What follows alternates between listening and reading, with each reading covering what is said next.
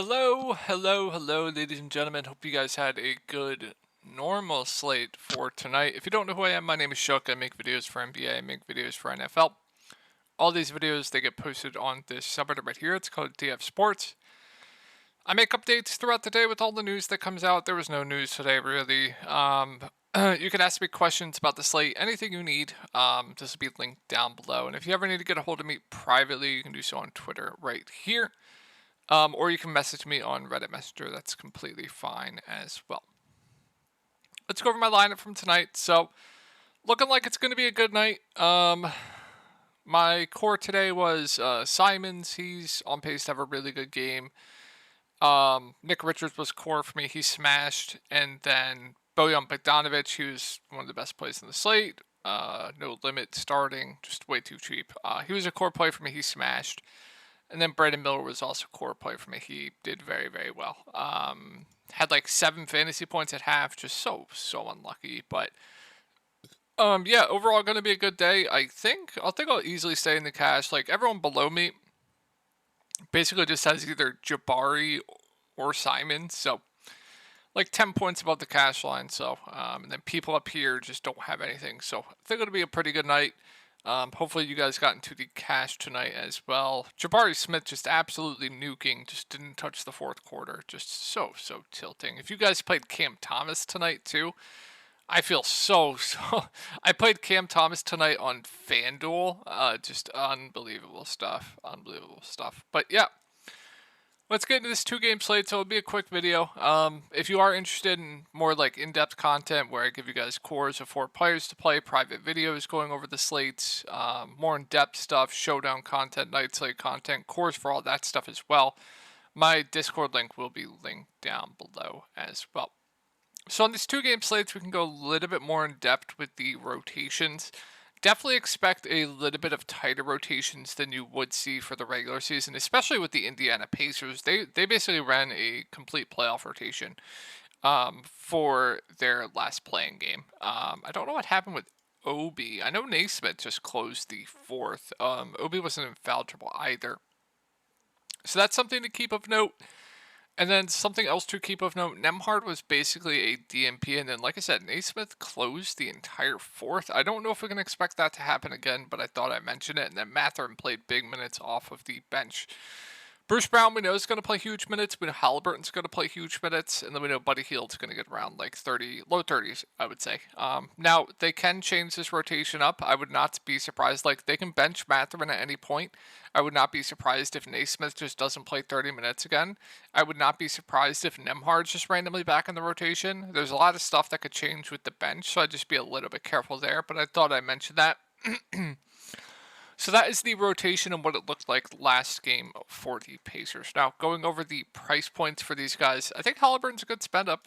Good spot up against the Bucks. Guards have been doing pretty well up against the Bucks all season long.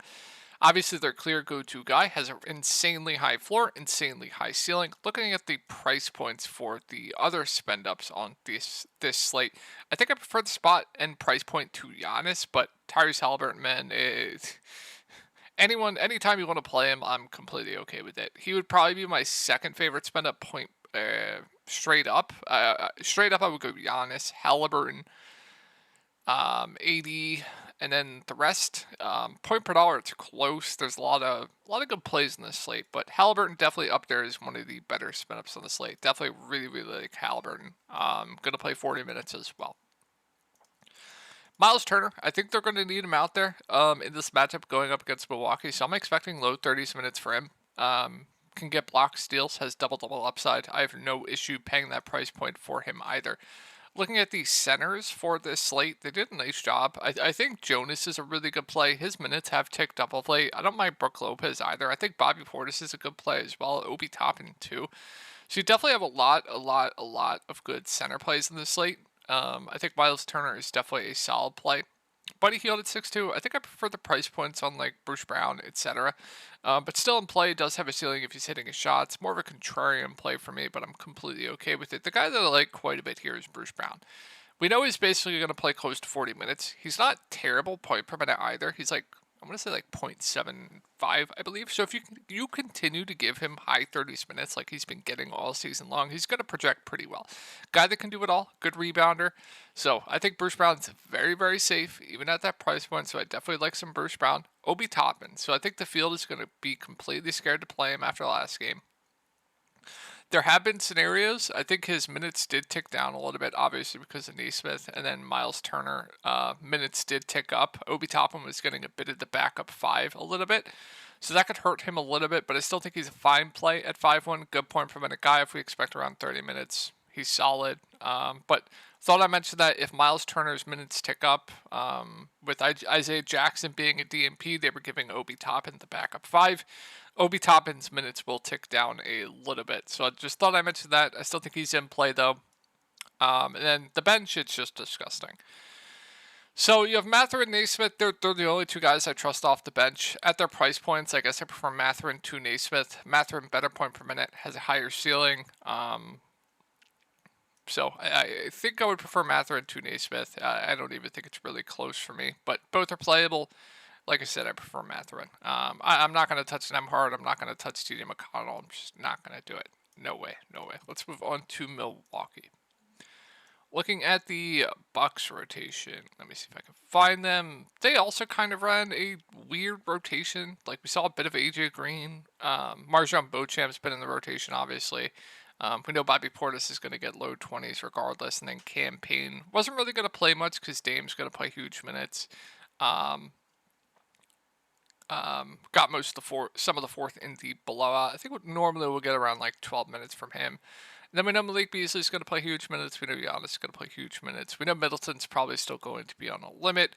Probably would have closed with like around 29-30 there. That's pretty important to note as well. And then we know Dame's going to play huge minutes. So looks like Crowder and Beauchamp are going to, Pat Connaughton are going to continue to be out here.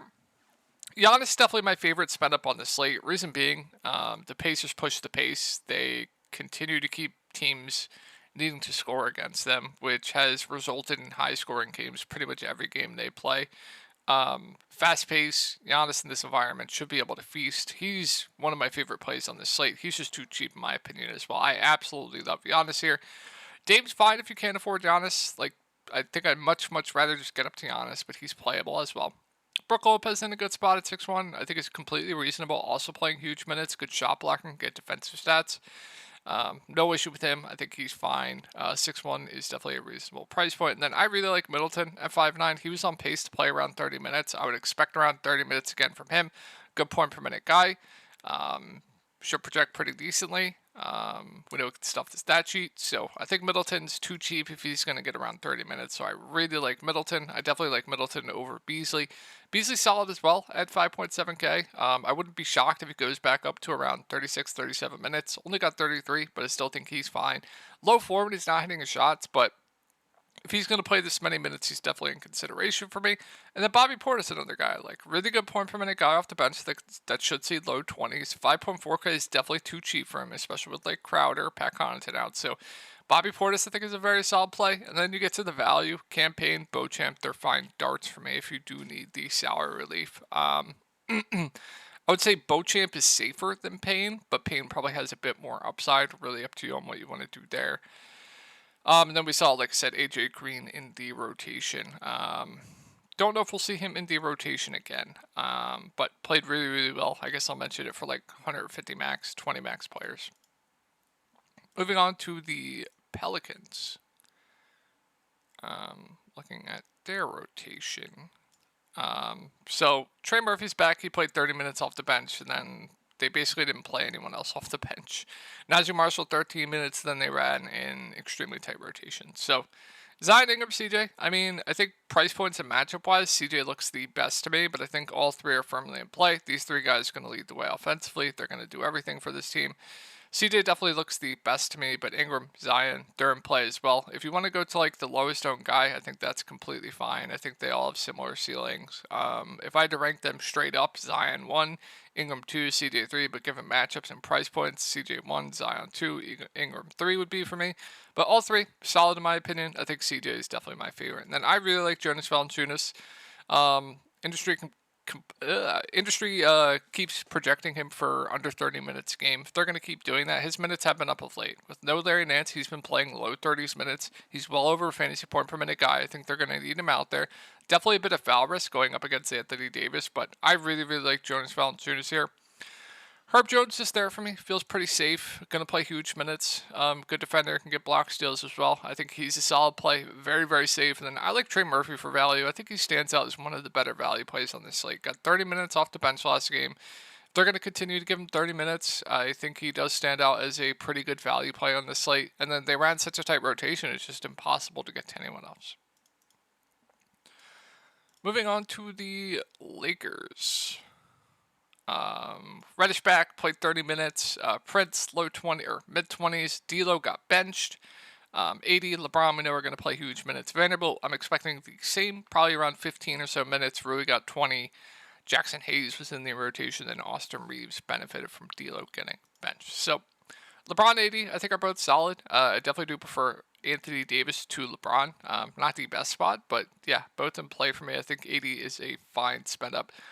Like I said, I think I prefer 80 to LeBron. Now, here's the thing with D'Lo and Austin Reeves. If everyone's just going to click Austin Reeves because of last game, then I'd much, much rather go to D'Angelo Russell. But him getting benched is definitely in the range of outcomes. It can happen. Every single night, it can happen if he's playing bad. So, if everyone's going to go to Reeves, I would much rather click D'Lo. I expect D'Lo will probably be pretty low owned after last slate. Price came down. I definitely do like D'Lo as a bounce back candidate. Reeves is fine, and then we get into the value. So like Cam Reddish, Prince, I think they're very, very safe values. We don't, on 2-game slates, usually have value that can play like around 30 minutes and out. They're going to be very, very low usage, but they're both playable values. And then Rui, he got 20 minutes off the bench. So I think he's a reasonable value.